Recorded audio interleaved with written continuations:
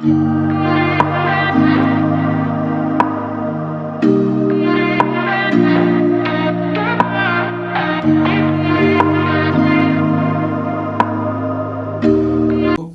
हूँ रतिकांत सुमन। क्राइम सच पर आज आपको मैं बताऊंगा एक हत्याकांड जो बीजापुर में हुआ, और बीजापुर में वह हत्याकांड किस लिए हुआ, क्यों किया, किसने ऐसी साजिश रची कि वह पत्रकार इस प्रकार से बेमौत मारा गया।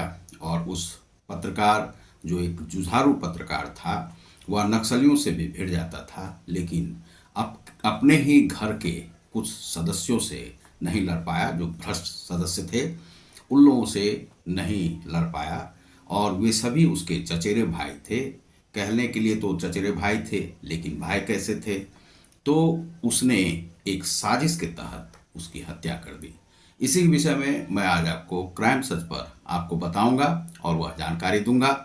यह मुकेश चंद्राकर नाम का एक व्यक्ति था जो 33 वर्ष का था। वह एक जुझारू पत्रकार था।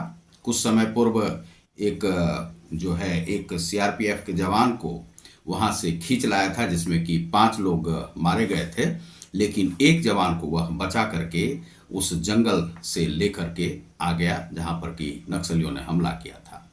वे नक्सलियों से भी नहीं डरता था, वह कहीं भी नहीं डरता था। वह बेरोजगारी के जीवन को जीते हुए बेरोजगार था, लेकिन पत्रकारिता का कार्य भी कर रहा था।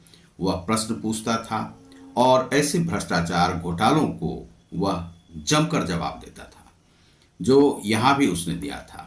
तो उसने, जो मुकेश चंद्राकर ने, यहाँ पर वह एक कार्य किया था कि बीजापुर से जाने वाली एक सड़क, जिसका कि पहले 50 करोड़ का ठेका हुआ था और वह कांग्रेस के टाइम में हुआ था, और उसके बाद उस ठेके को लेकर के यह बताया गया कि उसमें 50 करोड़ से नहीं हो पाएगा, तो फिर वह ठेका जो है 120 करोड़ का कर दिया गया।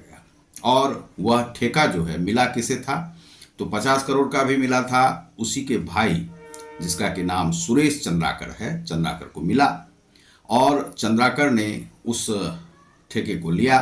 फिर बाद में कहा कि 50 करोड़ में नहीं होगा, तो 120 करोड़ बढ़ा करके किया गया। और 120 करोड़ की जो वह सड़क बनी, उसमें वह जर्जर हालत में थी।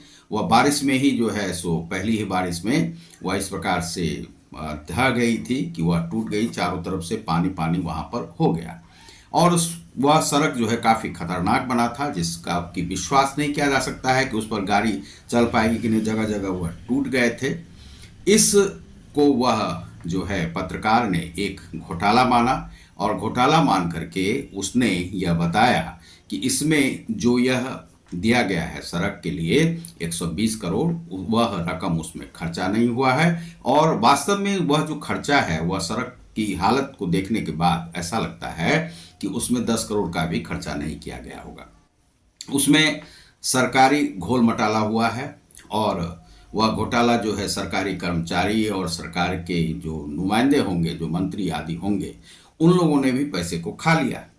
पैसे को खाने के बाद यहाँ पर जो वह सुरेश चंद्राकर है, जो रिश्ते में उसका चचेरा भाई था, उसने भी उसमें घोटाला कर लिया। घोटाला, जब सभी जगह पर घोटाला होगा तो सड़क बनेगा कहाँ से? चाहे मनरेगा का हो या जो भी हो, आप मजदूरों का भी पैसा खा जाते हैं, सब कुछ खा जाते हैं, और आप बाहुबली बन जाते हैं। ठेकेदार वास्तव में यही सब होते हैं। तो ये ठेकेदार ने वहाँ पर पैसा खा लिया। पैसा खाने के बाद जर्जर अवस्था में सड़क चली गई। यह उससे बर्दाश्त नहीं हुआ। उसने अपने रिश्तेदार के होने के बावजूद भी, जबकि वह उसमें मित्र था, उसके सारी रिश्तेदारी थी, चचेरे भाई थे, रितेश चंद्राकर भी उसका भाई था, और वह जो सुरेश चंद्राकर है वह भी उसका भाई था, दिनेश चंद्राकर भी उसका भाई था, और महेंद्र राम टेके एक आ रहा है नाम, वह भी एक व्यक्ति था जो कि उसी के गैंग में कई ठेकेदार के साथ वह लगा हुआ था। अब बात आती है, जब यह काफ़ी दिनों से चल रहा था, काफ़ी कुछ उसको जो है बाद में यह उसे लगने लगा सुरेश चंद्राकर को कि इसी के कारण से, मुकेश चंद्राकर के कारण से यह जो है सो हमें घाटा लग रहा है इस सड़क में, और बार बार मुझे ऊपर तक पैसा पहुंचाना पड़ता है। और उस घोटाले को जान करके उसने सोचा कि यह यदि नहीं रहता व्यक्ति तो हमें इतना घाटा नहीं होता ठेकेदारी में। तो उसने उसे मारने का प्लान बनाया। मारने का प्लान बनाया उसने, तो उसने किया क्या कि उसे 31 दिसंबर की रात को उसने चुना उसे मारने का कार्यक्रम। और 31 तारीख को, 31 दिसंबर को उसने पूरी योजना बना ली। और बनाने के बाद वह क्या किया कि उसे काफ़ी फ़ोन पर बुलाता रहा, बुलाता रहा, बुलाता रहा। वह उस दिन वह नहीं आ पाया। फिर दूसरे दिन को उसने चुना 1 जनवरी को। 1 जनवरी को उसने उसे बैडमिंटन खेलने के लिए और पार्टी के लिए वहाँ पर बुलाया। कुछ देर जो है वह वहाँ पर गया। जब उसे फ़ोन गई, फ़ोन जाने के बाद वहाँ पर यह जो सुरेश चंद्राकर है वह जगदलपुर के लिए निकल गया एक अपने भाई के साथ, और बाकी वहाँ पर 2 लोगों को वह प्लान समझा कर गया, जिसमें कि एक महेंद्र रामटेके नाम का एक व्यक्ति था, दूसरा जो है उसमें था दिनेश चंद्राकर नाम का। इसे जो है उसने बता दिया और किस प्रकार से उसे मारना है। उसके बाद उसे खाना पीना उस दिन खिलाया गया, खेला गया। उसके बाद रात्रि के समय में उसकी हत्या जो लगभग 7 बजे शाम के आसपास में उसकी हत्या कर दी गई है, ऐसा बताया जा रहा है उसमें पोस्टमार्टम रिपोर्ट में जो आया है। अब वह जो व्यक्ति था, जो मुकेश चंद्राकर, उसकी लाश मिल नहीं रही थी, या वह कहाँ गया यह भी घर वालों को पता नहीं था। कुछ वर्ष पूर्व ही उसकी माँ मर गई थी, उसकी आर्थिक स्थिति भी उतनी अच्छी नहीं थी। तो उसके एक भाई, बड़े भाई भी शायद उसके नहीं थे, लेकिन एक भाई है युकेश चंद्राकर। तो युकेश चंद्राकर ने जब देखा कि वह घर नहीं लौटा है, तो वह इसकी जानकारी पुलिस को दी। पुलिस को देने के बाद पुलिस ने इसमें पता किया। उसके बाद अंतिम जो वह मिला है, तो एक लोकेशन मिला उसका, वह था चट्टानपाड़ा का। चट्टानपाड़ा एक जगह है, उसके फ़ोन का, मोबाइल का लोकेशन मिला। बाद में वह लोकेशन को ट्रेस करते हुए वह पता चला कि वह उसके सुरेश के चंद्राकर के घर का लोकेशन है। तो वहाँ पर जाकर के पुलिस ने दूसरे दिन उसे खोजना शुरू किया, और उसके बाद उसे जो है वहाँ पर देखा गया कि यह नया नया जो है कंक्रीट से क्या लगाया गया है, यह बैडमिंटन के कोर्ट से जुड़ा हुआ वह जो है एक टैंक था, जो कि टंकी जिसे कहते हैं आप, वह जो सेप्टिक टैंक था। सेप्टिक टैंक को देखा कि 4 इंच मोटे परत से उसे कंक्रीट से उसे रिस दिया गया है। अब वह इतना मोटा हो गया।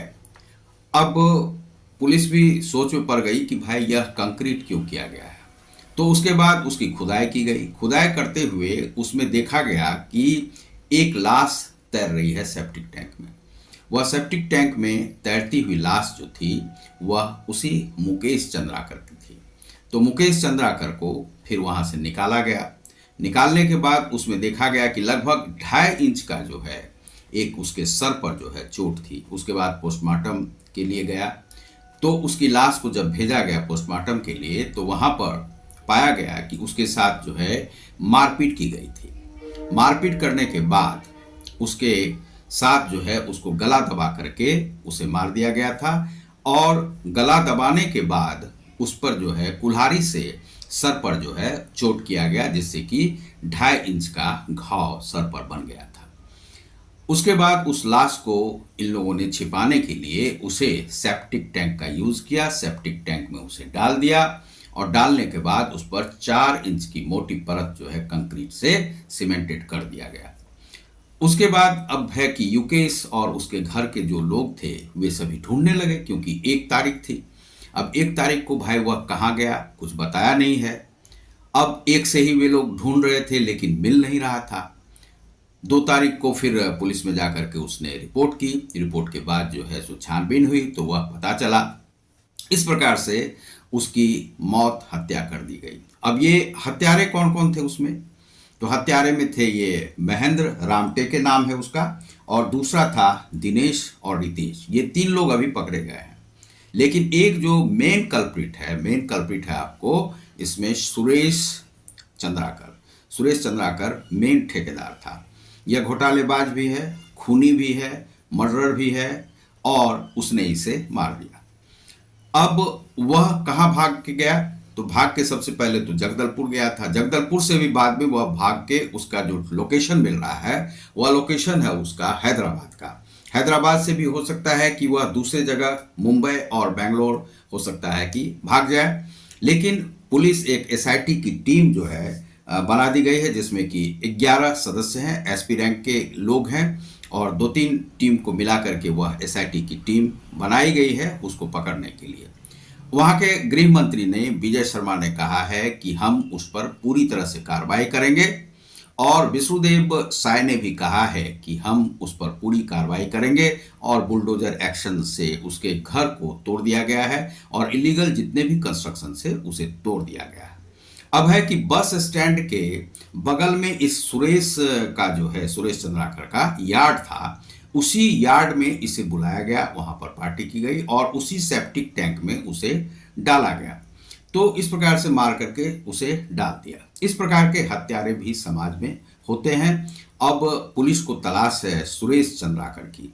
यह पत्रकार जो है, अब इसके बारे में हम आपको बताना चाहते हैं कि अखबार में क्या कहा गया है। यह 33 वर्षीय जो मुकेश चंद्राकर कई समाचार चैनलों के लिए स्वतंत्र पत्रकार के रूप में काम किया था और यूट्यूब का जो बस्तर जंक्शन के नाम से एक वह यूट्यूब चैनल भी चलाता था, जिसका कि जो सदस्यता जो है और जिसमें सब्सक्राइबर जो हैं लगभग 1,59,000 सब्सक्राइबर थे। इस प्रकार से यह जुझारू पत्रकार था और इसने जो यहाँ पर यह कार्य किया था, एक बार कमांडो राकेश्वर सिंह को इसने जो है रिहा करवाया नक्सलियों से और उसे बचा करके ले आया था। यह जो है जुझारूता इसकी थी। अब आप उसके कार्य को देख रहे हैं कि वह जो अपने भाई को भी नहीं छोड़ा, जो घोटाले में देखा, जबकि इसकी अपनी जो आर्थिक स्थिति थी उतनी अच्छी नहीं थी। मुझे यह देख करके अपना भी वह काल मुझे याद आता है जब मैं मध्य प्रदेश के भिंड में था। वहाँ पर इसी प्रकार के घोटालेबाज सब थे और कोई डॉक्टर थे, इस प्रकार से थे। और एक और डॉक्टर था, मैं उनका नाम नहीं लेना चाहूँगा क्योंकि अभी मेरा विवाद नहीं है उनसे, पहले था विवाद। तो जो विवाद हुआ था उसमें देखा गया था कि वहाँ पर वो इलाज नहीं करते हैं, केवल पैसे की वसूली करते हैं और उन्होंने भी हमें जो है इस प्रकार से मारने की जो है सो यह की थी। लेकिन हम चूँकि थोड़े से बलिष्ठ थे, बलिष्ठ इसलिए थे चूँकि बिहार से भी थे, दिल्ली से भी थे, उत्तर प्रदेश से भी थे, चारों तरफ से हमारे लोग थे। तो इस कारण से हम सभी जगहों पर रहने के कारण से और हमारे पास सभी समाज का जो है सो बल मेरे साथ था और उतना मैं कमज़ोर नहीं था। मैं कलम का भी मजबूत था और हाथ से भी बहुत मजबूत था और अकेले भी चलता था तो मैं अपने साथ कुछ लोगों को लेकर के जरूर ही चलता था। तो वहाँ के जो लोग भी हुआ करते थे वे भी हमारा सपोर्ट करते थे। तो इस तरह से हमने जो है सो वहाँ पर कार्य किया था। तो मुझे अपने दिन का याद आ गया जहाँ पर कि मैं किसी के पास पहुँच जाता था, जबकि मेरे पास ना उतना बड़ा कोई यह था रैकेट था, ना कुछ पत्रकारिता का हुआ था। लेकिन पत्रकारिता के लिए अपना ही अखबार निकाल करके अपने ही पैसे से निकालता था, कोई पैसा नहीं देता था, लेकिन फिर भी मैंने भिंड जिले में उसे मैं अपना कार्य करता था। तो उस समय में डर रहता था, लेकिन डर के बावजूद अपने बच्चों को बचाते हुए, अपने परिवार को बचाते हुए मैं कार्य करता था, अखबार भी निकालता था और दूसरे अखबारों के लिए भी मैं कुछ कुछ देता था, जो कि समझिए कि मुफ्त में ही दिया करता था उन्हें जो वे सूचनाएं थी। और अखबारों के लिए भी लिखता था, लगभग 100 अखबार के लिए आर्टिकल्स आदि मैं लिखता था। इस प्रकार के घोटालेबाजों को मैं पर्दाफाश करता था और दो दो हाथ करने के लिए भी रहता था। तो कहा जाता है कि गर तोप मुकाबिल हो तो अखबार निकालो, यह कहा जाता है पत्रकारिता में, यह कहा जाता है। तो यदि आप पत्रकार हैं तो आप इस प्रकार से कार्य करें कि आप घोटालेबाजों को निकालें, लेकिन अपना जान जोखिम में नहीं डालें। जिसके बारे में आपने लिखा है उनसे आप जरूर ही 10 लग्गे दूर पर रहें, क्योंकि हो ना हो कहाँ पर घात हो जाए, कहाँ पर परिघात हो जाए। इसकी कोई सीमा नहीं होती है, क्योंकि जहाँ पर पैसे बंटते हैं तो पैसे के आगे में जो आपको कानूनी सलाह देने वाले हैं, बचाने वाले हैं, वे भी मिल जाते हैं। तो इस प्रकार से हमने देखा है मंत्री आदि आपके साथ हो सकता है कि अभी बोल रहे हो, लेकिन हो सकता है बहुत सारे लोग उनके साथ मिले हुए हों, क्योंकि 120 करोड़ का यह मामला है, जहां पर कि 10 से 15 करोड़ के आसपास ही सड़क पर खर्चा हुआ है, बाकी लगभग 100 करोड़ के आसपास जो है बचा लिया गया है। यह घोल घपाला का पूरा मामला है। इसी को उजागर कर रहे थे आपको मुकेश चंद्राकर जी। तो मुकेश चंद्राकर जी को उन लोगों ने मार दिया, जो कि अब कायदे से वे चचेरे भाई थे। ऐसा होना नहीं चाहिए था। यह सूचना बहुत ही दुखद है एक पत्रकार के लिए, और देश में जो हजारों पत्रकार हैं उनके जान जोखिम में इसी प्रकार से रहते हैं, तो उन्हें संभल करके काम करना चाहिए। लेकिन उन्हें जरूर ही सजा मिलनी चाहिए जिन लोगों ने मुकेश चंद्राकर की हत्या की है। हमारे भी बहुत सारे दोस्त मध्य प्रदेश में हैं। एक मुकेश मिश्रा हैं, एक मुकेश शर्मा है। मुकेश नाम से काफ़ी लोग जो हैं पत्रकारिता के क्षेत्र में हैं, क्योंकि बेरोजगारी इतनी ज़्यादा है कि लोगों को नौकरी रहती नहीं है। और ये जुझारू लोग जो होते हैं, कहीं पर जो झुकना नहीं जानते हैं, पैर पकड़ना नहीं जानते हैं, वे पत्रकारिता का ही कार्य करते हैं और उन्हें लगता है कि हम देश की सेवा करते हैं। लेकिन देश उन्हें किस रूप में याद करता है, यह देश ही बता सकता है, यहाँ की जनता ही बता सकती है, जो कि बीजापुर की जनता बता सकती है। तो वे वहाँ पर मारे गए, और मारने वालों में वह सुरेश चंद्राकर, दिनेश चंद्राकर, महेंद्र राम टेके, और कहा जाता है कि सुरेश और रितेश में भी बातचीत आदि नहीं थी, लेकिन रितेश चंद्राकर जो है इसका मुकेश चंद्राकर का मित्र हुआ करता था। वे दोनों साथ में ही पढ़ते थे। लेकिन फिर क्यों यह कांड हुआ, यह बड़ा ही दुखद है, शर्मनाक है। पत्रकारिता जगत में, रिश्तेदारी में, तो किस रिश्तेदार पर आप भरोसा कर सकते हैं। आज जिन लोगों का बर्थडे है उन लोगों को बहुत बहुत बधाई, आप लोगों के जीवन में शुभकामनाएं, बहुत बहुत धन्यवाद, नमस्कार। आप देख रहे हैं क्राइम सच को, मैं हूं रतिकांत सुमन। यदि आपने हमारे चैनल को सब्सक्राइब नहीं किया होगा तो सब्सक्राइब करें, लाइक और शेयर करें, जिससे कि आपको इसी प्रकार के क्राइम की दुनिया की सूचनाएं आपको मिलती रहेंगी। बहुत बहुत धन्यवाद, नमस्कार।